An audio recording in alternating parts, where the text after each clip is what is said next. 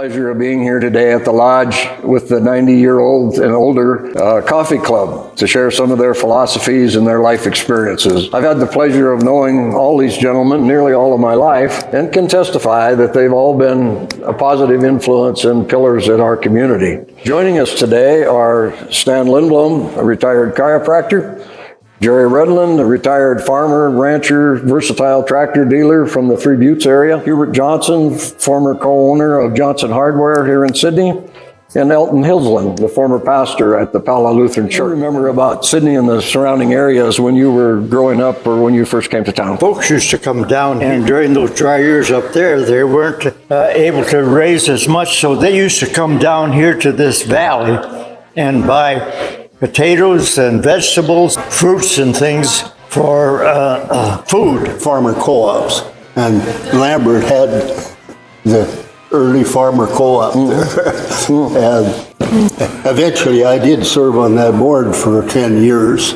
It's been a satisfaction to see the farmers working together. I was born here and lived here almost all my life. I just have enjoyed working in that store for 6 days a week for many years, and I worked with my brother Paul. And we had a good fellowship with the people in town, and I see a lot of people that they say hello to me and I don't recognize them. I remember when we first moved to Sydney, I think what impressed me was the friendliness of everybody that I met. And I feel comfortable and safe in this town, and I would never ever live any other place. If you have a happiest memory here and then maybe a least happiest memory. I don't remember any bad memories, and I used to walk from my house, then I'd walk home and then walk back. No cars. I had boots that came clear up to my knees. I used to oil them at night, and it worked out pretty good. It was fun. After I retired from the ministry, the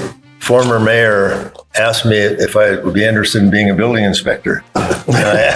I said, what is involved? He said, there's absolutely nothing to it. That wasn't quite true. Started and expected to work maybe 1 or 2 years and ended up working 24. Overall, I enjoyed it. I learned a lot. In 1971, I just come back. I had spent 2 years overseas doing mission work. I started my practice again here. When I closed my practicing, I'd practiced almost 49 years. Then I was invited by the Medical Association here to work in the home health for about 10 years. I've always returned to eastern Montana. We were living in Wolf Point at the time. I moved them onto the farm. Well, what I was trying to do when I got on the farm was introduce new design farm equipment. After 29 years of farming, I was willing to call it retirement time. Let the kids do it. The most rewarding things about living here. Why, if you had to do it over again, is this where you'd live? I just loved rural life in eastern Montana. I didn't want to put down any permanent residences anywhere else. Okay. And I was fortunate that it worked out. I've enjoyed being in business here, and the customers are great people, and it's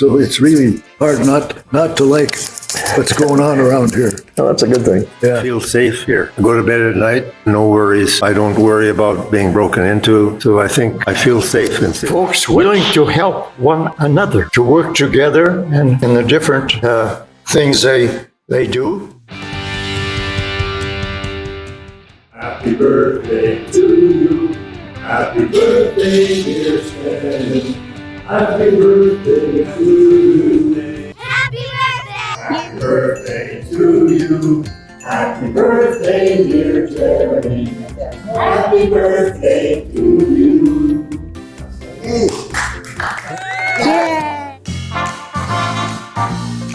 Over the years, you've all been loyal and committed donors to the foundation. Why did you do that? Because you live in an area like this, you need the support and the people working together to keep things functioning and going. I was on the hospital board. Well, it was, you might say, in its infancy. Mm-hmm. And it has grown and grants, thousands of dollars to the community annually. It's grown to be quite an effective arm of the medical situation in this county. Every year, it will buy a piece of equipment at the hospital or whatever. Mm-hmm. And I think the community should continue, and I pledge to do it to support the Foundation for Community Care. Friends who have passed on, who were instrumental in starting this thing. They could see that there was a need. They had it right when they started this foundation, and it's done really great things for the hospital. The foundation has been maybe the biggest factor that has united this town under one flag, you might say. I think it's saved our hospital. I see many rural hospitals closing. This one, because of our foundation, I think will always be here. And that's why I support the foundation. And I think it's one of the greatest things that ever happened here in Sydney.